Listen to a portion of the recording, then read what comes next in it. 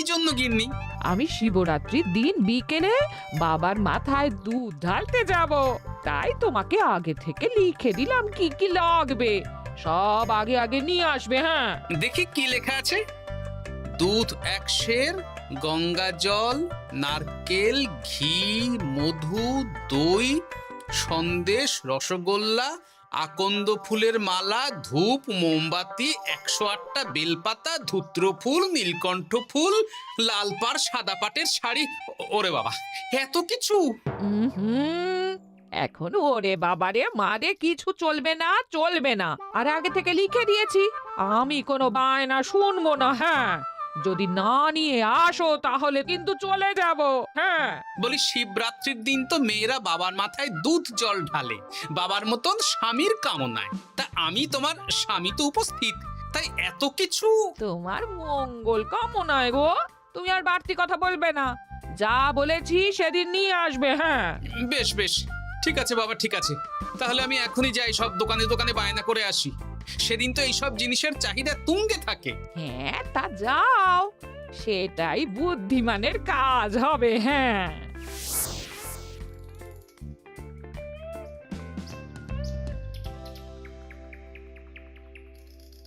আরে এই তো পুটির বাবা, সকালে রাজসভায় গিয়েছিলে কিন্তু তেমন কোনো কথা হলো না। হ্যাঁ গোপাল দাদা, এখন কি যে করি। ঠিক আছে ঠিক আছে, আমি দেখছি কি ব্যবস্থা করা যায়, বুঝলে। ঠিক আছে গোপাল দাদা, একটু দেখো, বুঝতেই তো পারছো অভাবের সংসার। হ্যাঁ হ্যাঁ, কোনো চিন্তা করো না।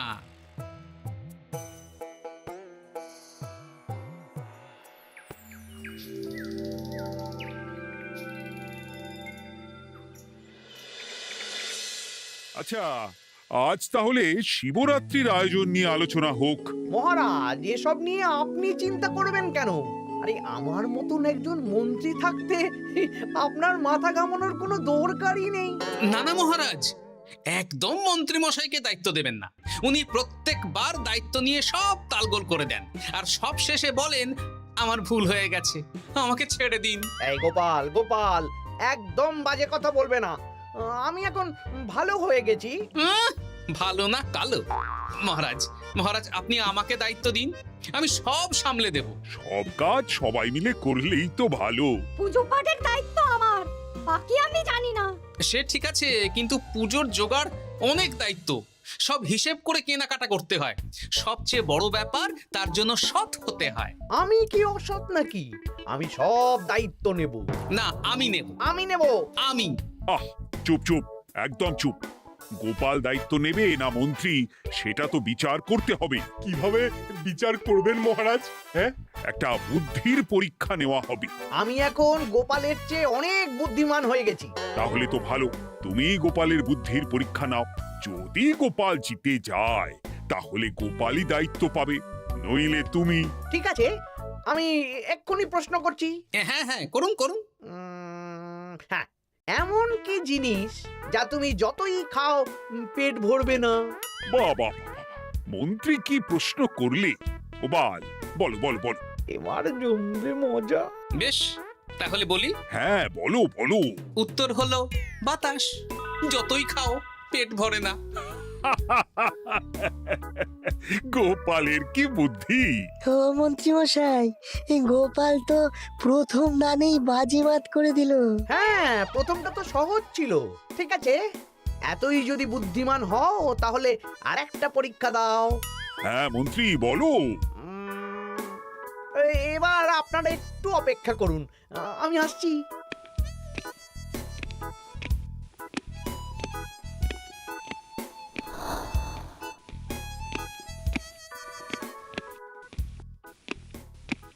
এই তো মন্ত্রী এসে গেছে, আবার হাতে একটা খাঁচা।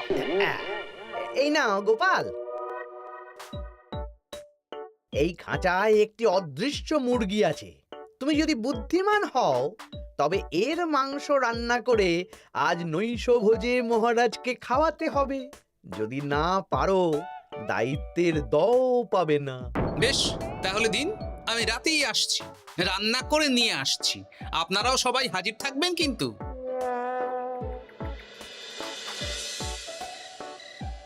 এই সেরেছে, গোপাল যে এখনো এলো না। গোপাল নির্ঘাত ফেসেছে। এই তো চলে এসেছি। এ কি গোপাল, তুমি তো খালি হাতে। মাংসের ঝোল রেঁধেও এনেছি। কই গোপাল, অদৃশ্য মুরগির ঝোল কোথায়? হ্যাঁ, কোথায় গোপাল? আহা, মহারাজ, অমন সুস্বাদু মুরগি আমি আগে কখনো খাইনি।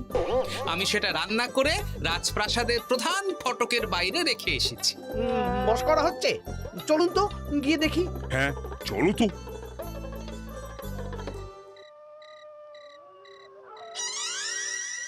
এ কি, এখানে তো কিছুই নেই, আমি তো দেখতে পাচ্ছি না। আমরা তো কেউ কিছু দেখতে পাচ্ছি না। কোথায় কোথায় মাংসের ঝোল? আরে মন্ত্রী মশাই, অদৃশ্য মুরগি রান্না করলে ঝোলটাও তো অদৃশ্যই হবে। আপনি দেখতে পাচ্ছেন না, মানে আপনার মনে পাপ আছে, নইলে আপনার চোখের সমস্যা। মহারাজ তো ঠিকই দেখতে পাচ্ছেন, তাই না মহারাজ? এই রে, গোপাল তো মোক্ষম জবাব দিয়েছে। হ্যাঁ হ্যাঁ, চমৎকার ঘ্রাণ বেরোচ্ছে। মন্ত্রী, তুমি দেখতে পাচ্ছ না কেন? ইয়ে না মানে ঠিক আছে, ঠিক আছে, পাচ্ছি, দেখতে পাচ্ছি। একটু ঝাপসা লাগছে, মনে হয় চোখ দেখাতে হবে।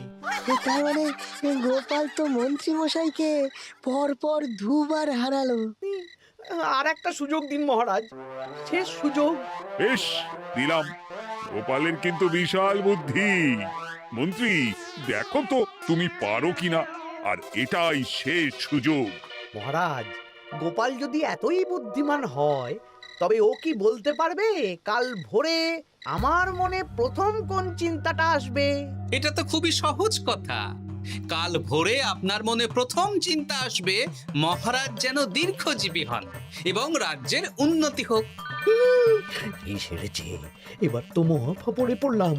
আমি যদি বলি না, এটা আমার চিন্তা ছিল না, তবে মহারাজের কাছে গর্দান যাবে।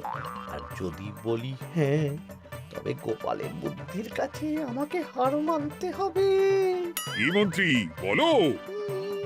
হ্যাঁ, ঠিক বলেছ গোপাল, এটাই আমার চিন্তা ছিল। সাবাস গোপাল, সাবাস, কি তীক্ষ্ণ বুদ্ধি। তাহলে এই বুদ্ধির পরীক্ষায় বিজয়ী হলো গোপাল। জয় গোপালের জয়। তাহলে শিবরাত্রির পুজোর আয়োজনের দায়িত্ব এবার গোপালের। আমার আর কোনো চিন্তা রইল না। মহারাজ, গোপাল তো সব দায়িত্বই পেল, আমাকেও কিছু একটা দায়িত্ব দিন। আমিও একটা ঈশ্বরের সেবা করার সুযোগ চাই। আহ, তুমি তো হেরে গেলে। তাতে কি, ভালো কাজ করতে চাইছি, একটু সুযোগ দিন মহারাজ। বেশ, তাহলে তুমি গ্রামবাসীদের ভোগ প্রসাদ খাওয়ানোর দায়িত্বটা নাও। ধন্যবাদ মহারাজ। হ্যাঁ মন্ত্রী, মিলেমিশে কাজ করো, কিন্তু ঝামেলা করো না। না না, আমি সুষ্ঠুভাবে পালন করব। ঠিক আছে মন্ত্রী মশাই, তাহলে ওইটুকুই করুক, কিন্তু আমার কাজে কোনো বাধা দিতে আসবেন না। না না না, তোমার কাজে কোনো বাধা আসবে না। আমি ভোগ প্রসাদ বিতরণ, খাওয়া দাওয়া, এই সব ব্যাপারটা দেখব।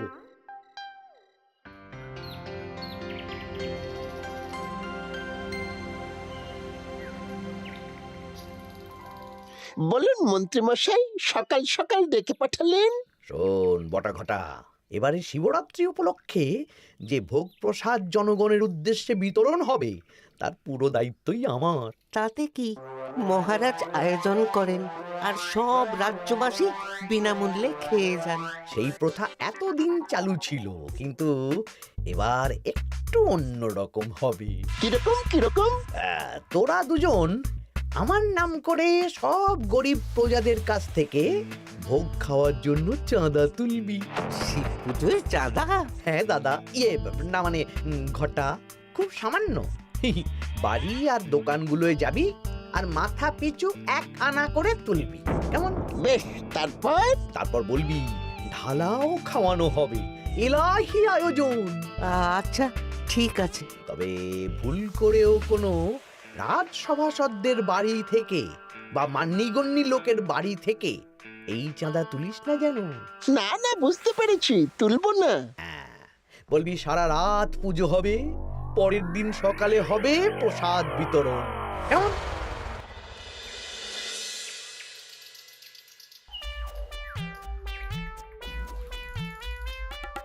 ভোলা এবারে শিবরাত্রি উপলক্ষে যে পূজা হবে তার ভোগ প্রসাদ খাবে তো?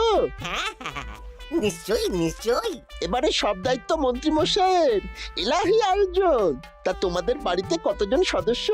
আমি আর আমার গিন্নি দুজন। তাহলে দুয়ানা দাও, এক আনা করে দুজন। হ্যাঁ, আবার অর্থ দিতে হচ্ছে। হ্যাঁ, এলাহি আয়োজন, তাই এই সামান্য অনুদান। আচ্ছা বেশ, এই নাও দুয়ানা। চিন্তা করো না ভোলা, এমন খাওয়ানো হবে না। রাতের বেলা শিব পুজো আর পরের দিন সকালে জীব পুজো। বাবা বাবা বাবা, সব দোকানে দোকানে আমি যাচ্ছি, আর তুই লোকজনের বাড়ি বাড়ি যা। বেশ। রে কত হলো? অনেক হয়েছে মন্ত্রী মশাই, এই দেখুন। বাবা বাবা বাবা, এক আনা করে নিয়েই তো থলে ভরে গেছে। হ্যাঁ, এবার হবে মাছের তেলে মাছ ভাজা। মহারাজও ভোগের আয়োজনের জন্য আজকে মোহর দিয়ে দিয়েছেন। তার মানে তো আপনার মুনাফাই মুনাফা, লাভই লাভ। আমাদেরকেও কিছু দিন। দেব এখনো কাজ বাকি আছে।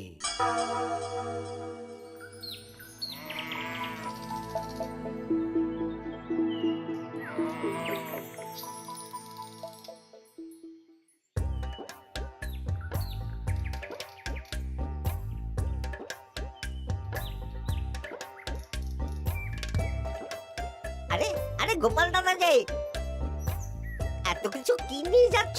এই তো শিবরাত্রির পুজো উপলক্ষে দশকর্মার বাজার রাজবাড়ি নিয়ে যাচ্ছি। এবারে তো এলাহি ভোগের আয়োজন। রাতের বেলা শিব পুজো আর পরের দিন সকালে নাকি জীব পুজো। মন্ত্রী মশাই দায়িত্ব নিয়ে খাওয়াচ্ছেন। না খাওয়ার আয়োজন তো এমন কিছু নয়।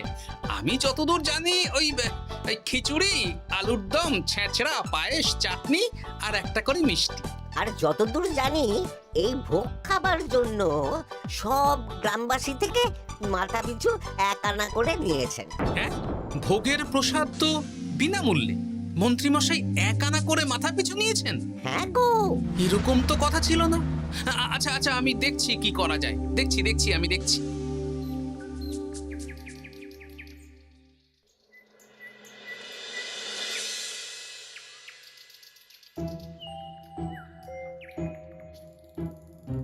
ভায়া, বলছি তোমার কাছে মন্ত্রীমশাই এসেছিলেন?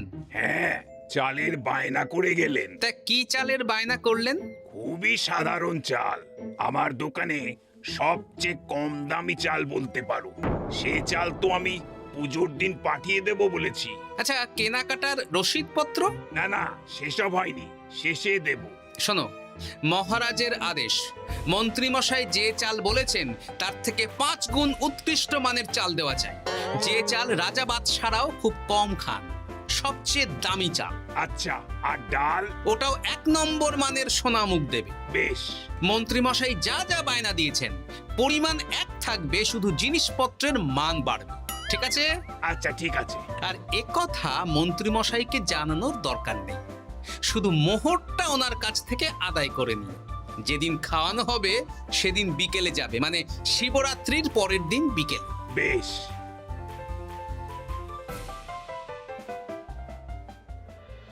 নাও ধরো গিন্নি, যা যা বলেছিলে সব কিনে এনেছি। এবার আমি মন্দিরে গেলাম, কেমন? ঠিক আছে গো, তুমি কি ভালো। দীক্ষেতা। চললাম এখন ভিড় সামলাতে।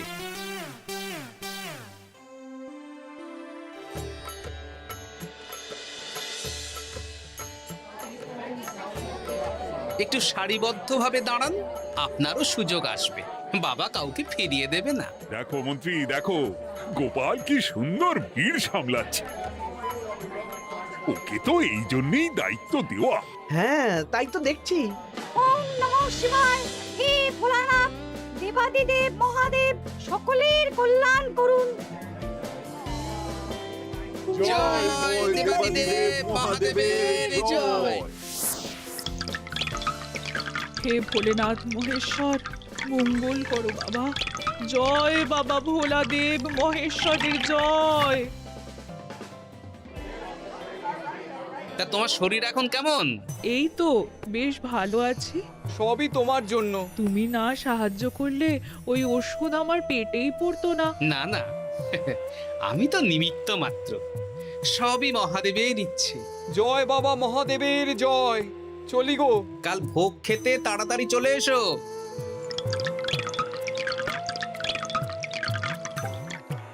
জয় দেবাদিদেব মহাদেবের জয়।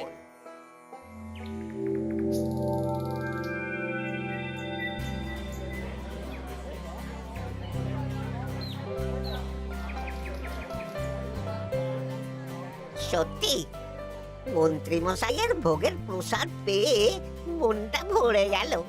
কি সুন্দর রান্না, আর খাবারের গুণমান কি ভালো। তার ওপর রসগোল্লা কত বড় বড়। এত বড় রসগোল্লা খাওয়া তো দূর, বাবার জন্মে চোখেও দেখিনি।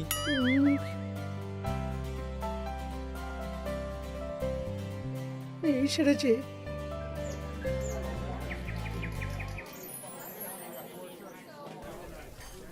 এই যে পাচক ঠাকুর, শোনো। বলুন মন্ত্রী মশাই, আজ আমি খুব খুশি। কেন? আপনি মহান। কেন? মানে আপনি যে চাল পাঠিয়েছেন সে চালে রান্না করা আমার স্বপ্ন ছিল। কি গন্ধ, কি গুণমান, রাজা বাদশাদের চাল বলে কথা। আমি তো খুব সাধারণ মানের চাল দিতে বলেছিলাম, 30 আনা সের মূল্যের চাল। কেন, নবাব বাদশাদের ঘরে এই চালটা থাকে। তাই? কোথা থেকে এলো? কেন, চালের দোকান থেকে এসেছে। মিষ্টিও দারুণ, রসগোল্লা তো নয়, যেন যেন একেবারে বড় বড় রাজভোগ। কি আকার, কি গুণমান, কি স্বাদ। আহা, দেখুন দেখুন দেখুন। বাবা, ভোলা এত বড় রসগোল্লা দিয়েছে। ঠিক আছে, যা হচ্ছে হতে দে। আমি তো চিন্তায় পড়ে গেছি।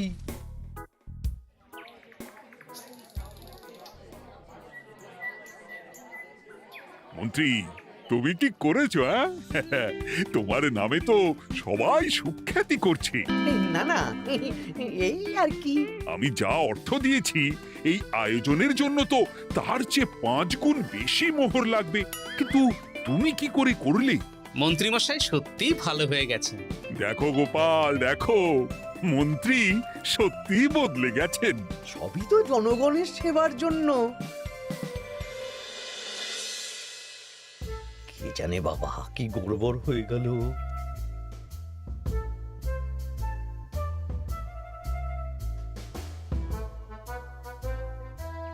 মন্ত্রী মশাই, বকেয়া পাওনা নিতে এলাম। আপনার মোট হয়েছে চালের 350 মোহর, মুগ ডালের 250 মোহর, আর মশলাপাতি 100 মোহর। হ্যাঁ, বলো কি? মন্ত্রী মশাই, ওই আপনার মোট বকেয়া 300 মোহর। আর আমার এই 150 মোহর। হ্যাঁ, চলুন মহারাজ, একটু মন্ত্রীমশাইয়ের বাড়ির দিকে ঢু মেরে আসি। চল। চলুন, ওনাকে গিয়ে ধন্যবাদ জানিয়ে আসি। এই না না না, আরে আরে আমি কি করে দেব? আমি কি চন্দ্রমুখী আলু দিতে বলেছিলাম? আমি কি করে দেব? না না, ও আপনাকে দিতেই হবে। হ্যাঁ, কি বলছো মন্ত্রী? তুমি এত ভালো কাজ করেছো, এত বড় মুখ করে সকালে বললে যে সবই জনগণের সেবার জন্য। আরে আমি কিভাবে জানবো যে এত খরচ হয়ে যাবে? কেন মন্ত্রীমশাই, আপনি তো গ্রামবাসীদের থেকে অর্থ নিয়েছেন, মাথা পিছু 1 আনা করে। হ্যাঁ, মানে এসব তো কথা ছিল না। এই সেরেছে, গোপাল কি করে জেনে গেল? এসব কথা কি আর চাপা থাকে? আর সেই জন্যই তো আপনি ভালো মানের খাবার খাইয়েছেন।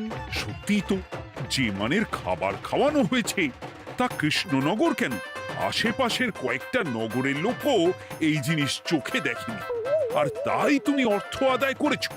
না মানে, আমি বুঝতে পারছি না, আমার অনুমতি ছাড়া এগুলো হলো কি করে? মন্ত্রী মশাই, বকেয়া পাওনা দিন, নইলে খারাপ হয়ে যাবে বলে দিচ্ছি। হয়ে গেল, আমি ভিখারি হয়ে গেলাম। অগিন্নি, মোহরের থলেগুলো নিয়ে এসো, গয়নাগাটি নিয়ে এসো। আমাকে পথে বসিয়ে দিল। কে কে আমার এত বড় সর্বনাশ করলো? আমি মন্ত্রী মশাই, আমি। আপনি যখন চাঁদা তুলে ভালো খাওয়াতে চাইছেন, তাই সবচেয়ে ভালো খাওয়ানোর ব্যবস্থা করে দিলাম, তাও আবার আপনার ঘাড় ভেঙে। আমার সর্বনাশ হয়ে গেল।